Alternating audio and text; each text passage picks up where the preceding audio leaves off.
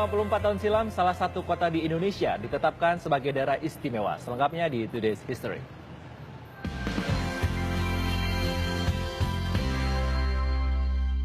Aceh jadi daerah istimewa 7 Desember 1959. Aceh resmi ditetapkan sebagai provinsi daerah istimewa. Sesuai dengan Undang-Undang Nomor 24 tahun 1959, alasan dijadikannya provinsi daerah istimewa karena jumlah penduduk muslimnya tertinggi di Indonesia.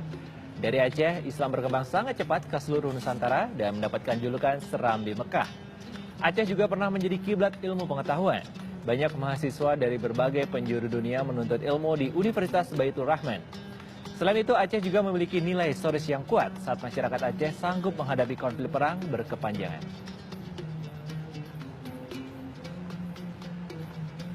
Yaitu potret kota Aceh. Ya, banyak sumber daya kekayaan alam yang melimpah di sana. Dan Patah juga dijuluki sebagai 1001 kopi, kedai kopi. Kedai kopi. 1001 kedai kopi. Makanannya juga enak-enak. Makanannya enak, kemudian cara minum kopi-kopi kopi-kopinya juga sana ternyata enak-enak juga ya, cukup unik sekali. Jadi ada cara meminum kopi yang khas kah kalau di Aceh itu? Kalau di Aceh, kalau saya pernah ikut memetik dan petani langsung di Gayo. Di Gayo itu banyak di sana dataran tinggi yang khusus menjual kopi Aceh. Nah, jadi sana minum kopinya dulu, kemudian pakai gula merah. Wow, kayaknya enak deh. Karena pahit ketemu manis ya. Aduh, iya. Ketemunya di dalam, bukan di gelas. Aduh, saya nggak bisa bayangin kalau kayak gitu. Kopi, gula manis. Tapi berhubung berbicara tentang makanan dan minuman dari Aceh, juga Aceh pastinya kaya akan kebudayaan. Benar. Nah, ini di Provinsi Nanggro Aceh Darussalam memiliki budaya yang sangat kaya, terdiri dari 9 suku. Keragaman seni dan budaya Aceh juga memiliki daya tarik tersendiri. Provinsi di ujung barat Indonesia ini terdiri atas 9 suku, yaitu Aceh, Tamiang, Alas, Aneuk Jame, Neuk Laut, Semulu, dan Sinabang. Masing-masing suku memiliki budaya, bahasa, dan adat sendiri. Tak heran beragam seni dan budaya bisa ditemukan di Aceh. Dalam seni sastra, Aceh memiliki hikayat yang sangat terkenal, yaitu Hikayat Perang Sabi karya Teuku Cikpante-Kulu. Hikayat ini bercerita semangat rakyat Aceh yang tabah dan gigih melawan Belanda. Untuk seni tari, Aceh memiliki ciri khas dan keunikan tersendiri, menggabungkan musik dan sastra dengan pengulangan gerakan tarian sederhana. Tari Saman contohnya. Tarian yang berasal dari Kabupaten Gayo Lues ini dihubungkan dengan penyebar agama Islam bernama Syekh Muhammad Saman.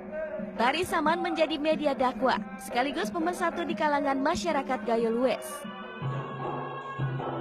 Rumah adat Aceh yang biasa disebut Rumuh Aceh juga bukan sekedar tempat hunian.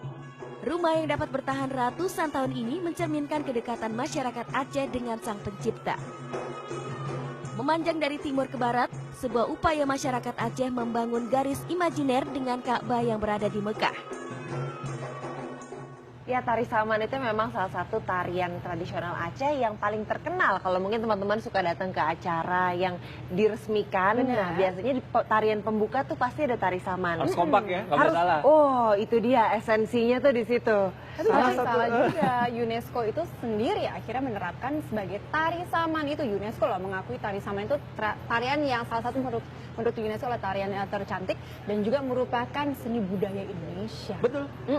Kalau saya merupakan penari Saman juga. Saya punya... Coba. Aduh, jangan praktekkan. Kelihatan ya jadi. Posisi, Zizi, kalau tari Saman itu ada di mana? Mesti gini. Oh gitu. Tepuknya gitu, kalau kita mau bareng-bareng harus gitu. Kalau posisi saya selalu dapat paling pinggir. Kamu nggak kayak Manohara dong kalau itu istilah. Beda. Kenapa Manohara? Arti kan minta tolong. Oh, iya. Beda lagi ya. Itu kalau penari Saman istilahnya yang mengapit di kanan dan kirinya itu pagar. Kalau gitu. pagernya itu biasanya yang badannya paling tinggi atau yang karena dia harus menopang ini. Menopang teman-temannya. Jadi semua yang dari jadi nggak ada kan ada gerakan yang miring. Kalau misalnya yang paling ujungnya nggak kuat, dia akan rubuh juga. Gitu. Tapi nggak pernah kejadian kan sih? Oh enggak. Pernah salah nggak? Pernah tapi ya. Pernah. Tapi itu kita harus pintar-pintar supaya kita balik lagi ke gerakan berikutnya. Senyum dan fokus ya, itu susah sekali loh itu.